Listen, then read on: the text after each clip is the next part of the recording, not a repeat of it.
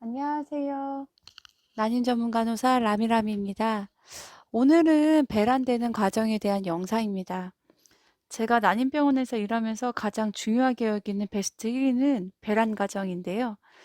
배란 과정을 정확히 알아야 잠자리 날짜 배란 체크도 할 수 있고, 가배란 주사도 왜 잘 맞아야 하는지도 알 수 있고, 배아 이식 후 왜 질정과 근육 주사를 왜 맞아야 하는지도 그 이유를 알 수 있어요. 그래서 배란이 되어야 임신이 될 수 있기 때문에 임신을 준비하시는 분이라면 꼭 이 영상을 보시면 좋을 것 같습니다. 남편과 함께 보시면 2배 효과가 있을 것 같은데요. 한 달에 한 번 그 귀중한 잠자리 한 번을 절대 놓칠 수 없을 테니까요. 네. 어, 여러분, 배란은 한 달에 한 번 한 개의 난자가 나오는 것입니다. 네. 그래서 어 그렇게 나오는 것을 배란이라고 얘기를 하거든요. 근데 그럼 1 년이 12 개월이잖아요. 그러면 12 개의 난자가 나오잖아요. 그래서 12 개의 난자가 배란이 이루어지는 거잖아요.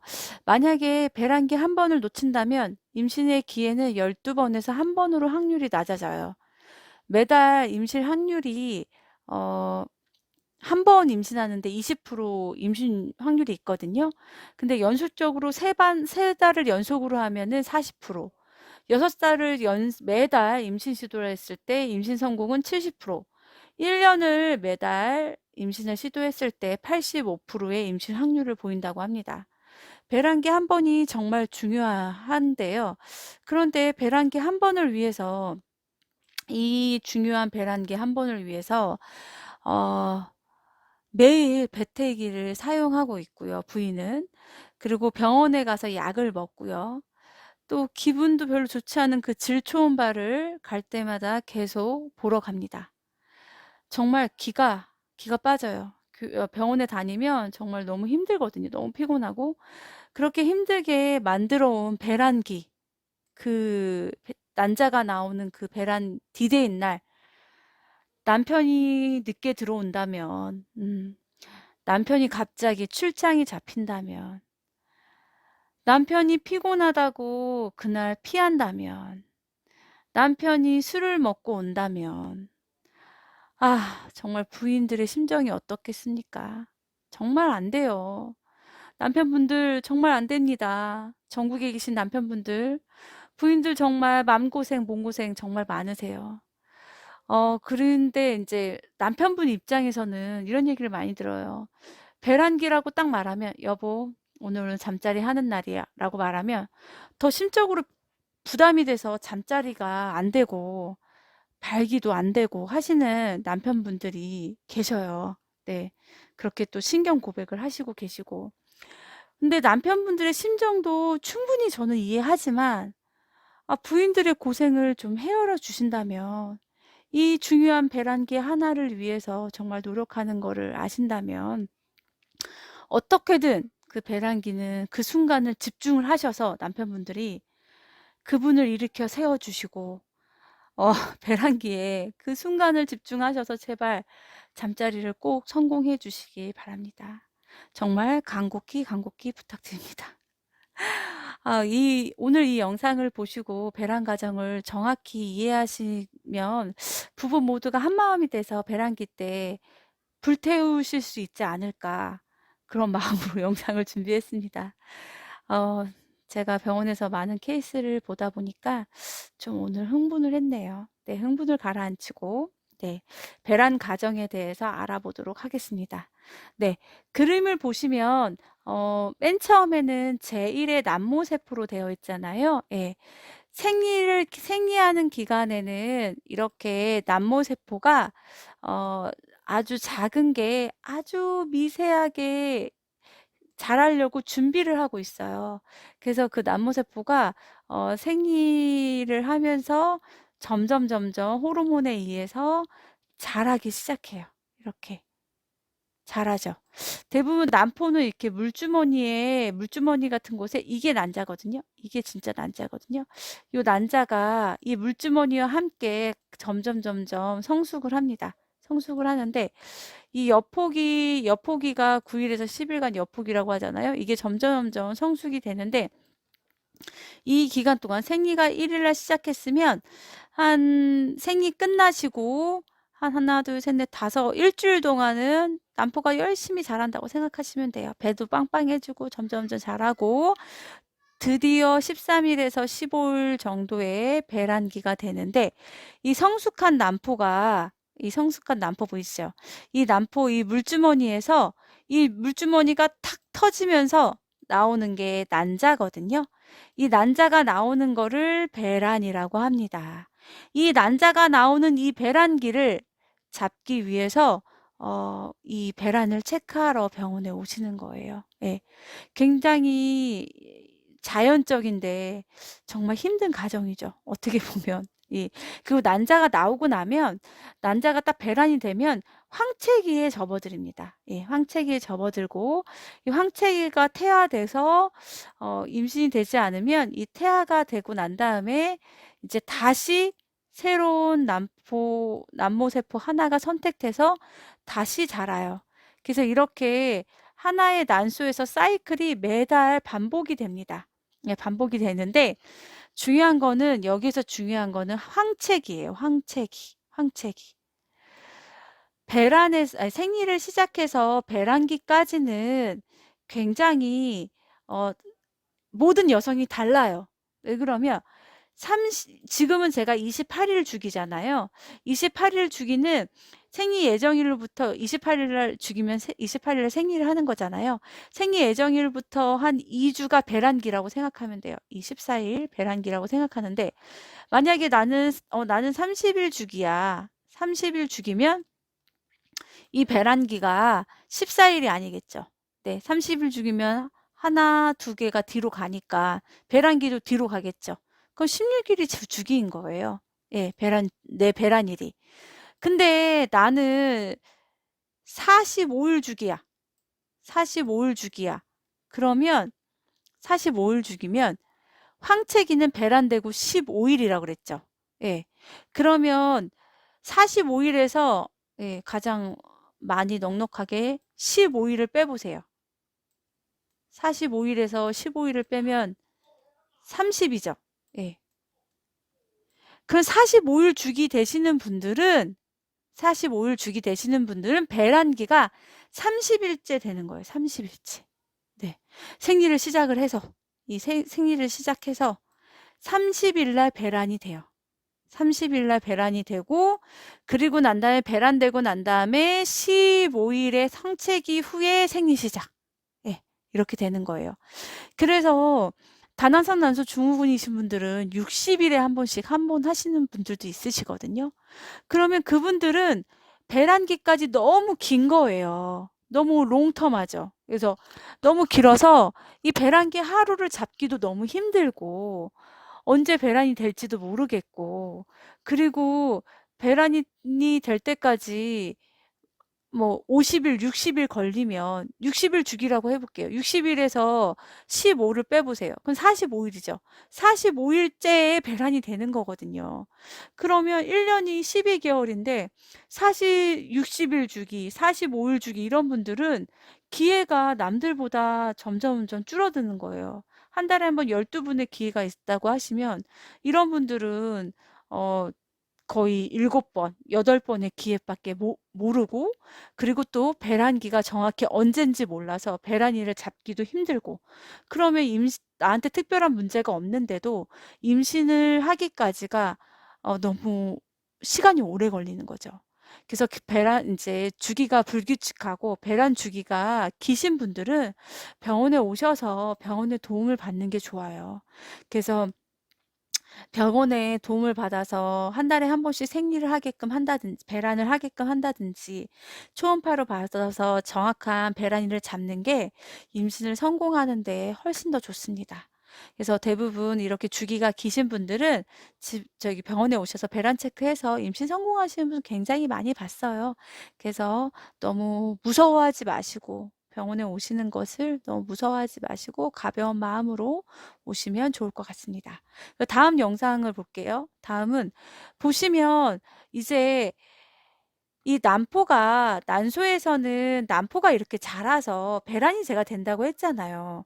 근데 이 배란이 되기까지의 호르몬이 있어요. 내어수초 전엽에 나오는 호르몬이 있고 난소에서 나오는 호르몬이 있거든요. 근데 이 호르몬이 정말 중요해요. 정말 중요. 별표.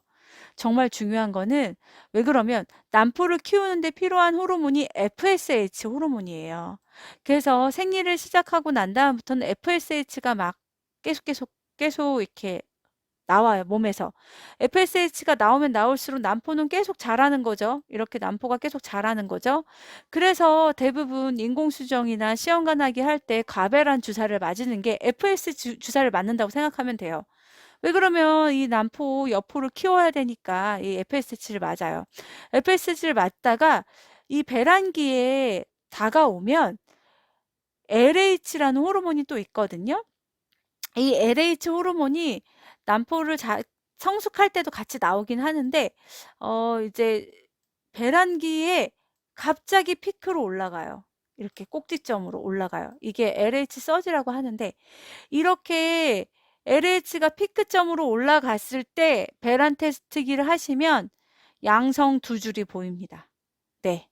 이게 배란 테스트기의 원리는 이 LH 호르몬을 갖고 보는 거예요.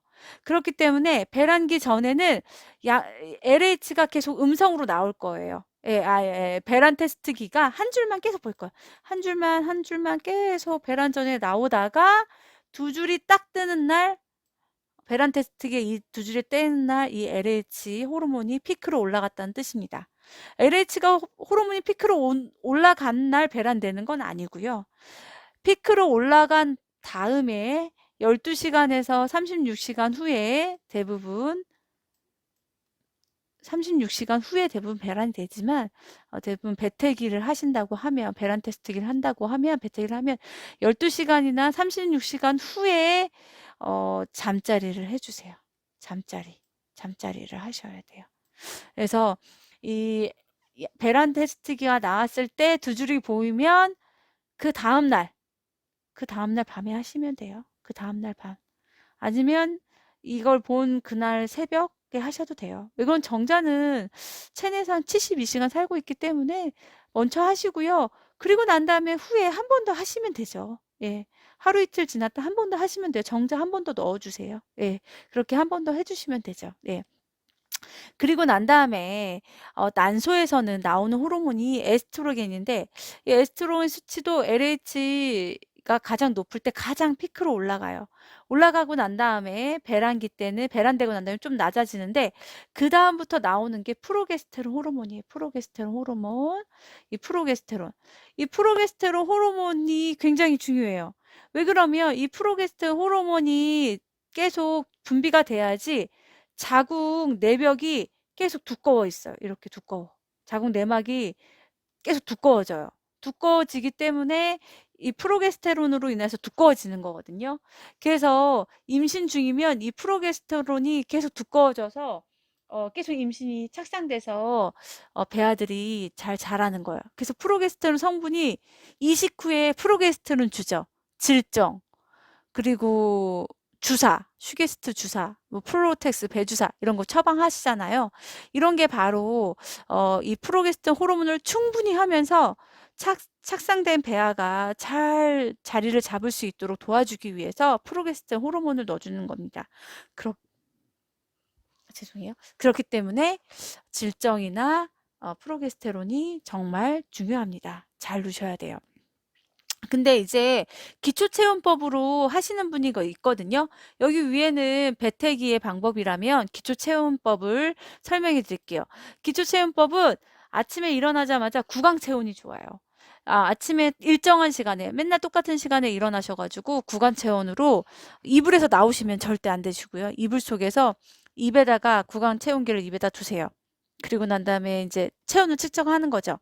체온 측정하는데 36.5도, 36.6도, 36.4도 이렇게 올라가지 않고 거의 대부분 비슷비슷하게 해요.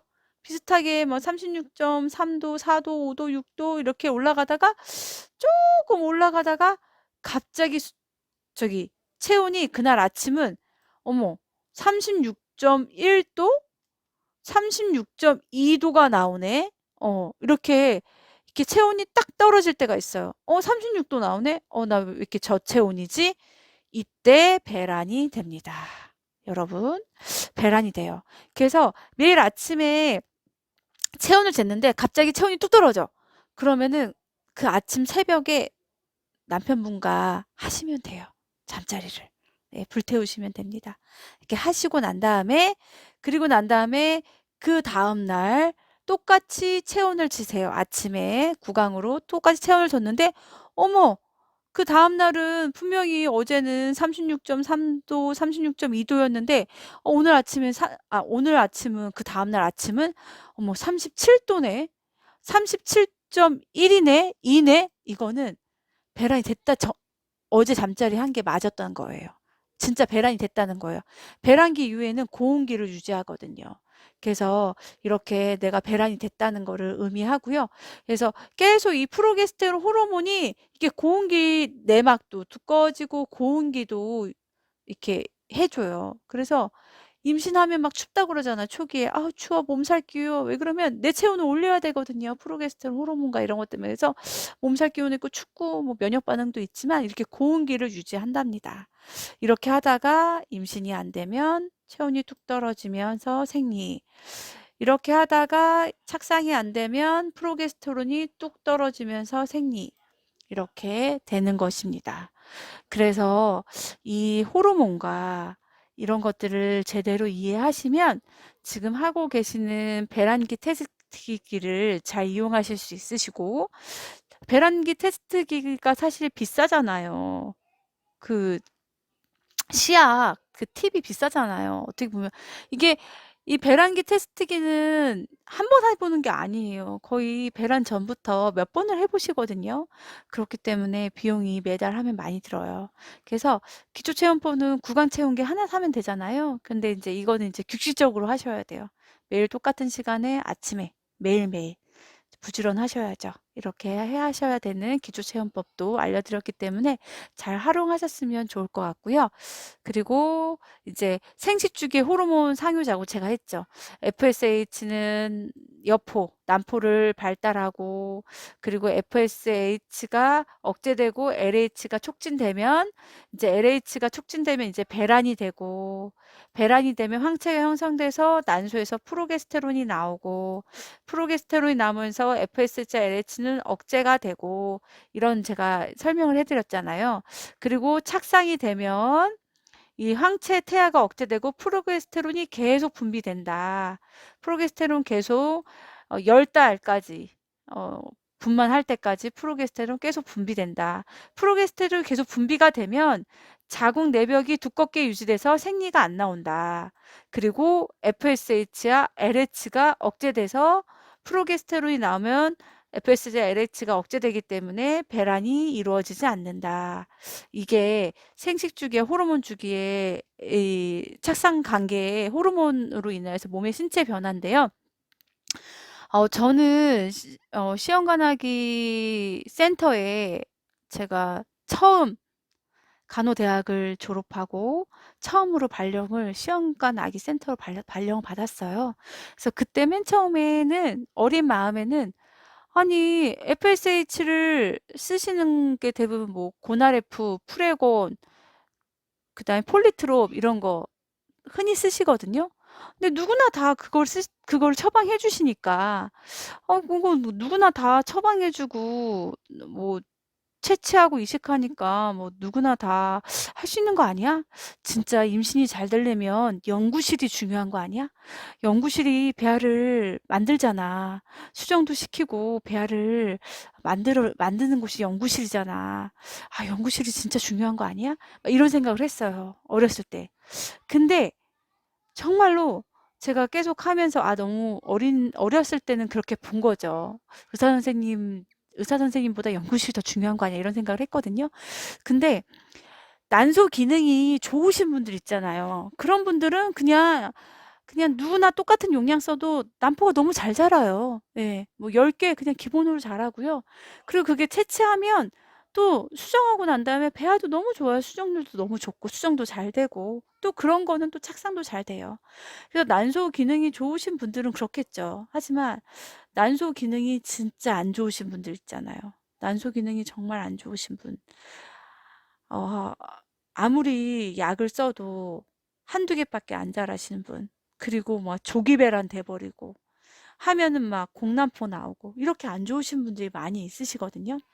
그런 분들은 진짜 원장님들이나 교수님들의 세밀한 게 필요해요.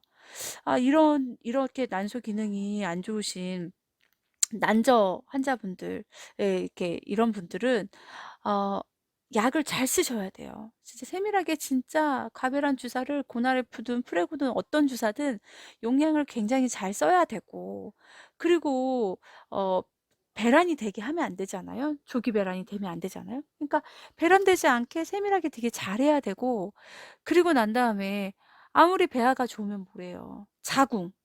자궁이 자궁 두께나 자궁이 좋지 않으면 또 착상이 안 돼요. 근데 이 자궁의 발달도 또 원장님이나 교수님들이 굉장히 잘하셔야 돼요.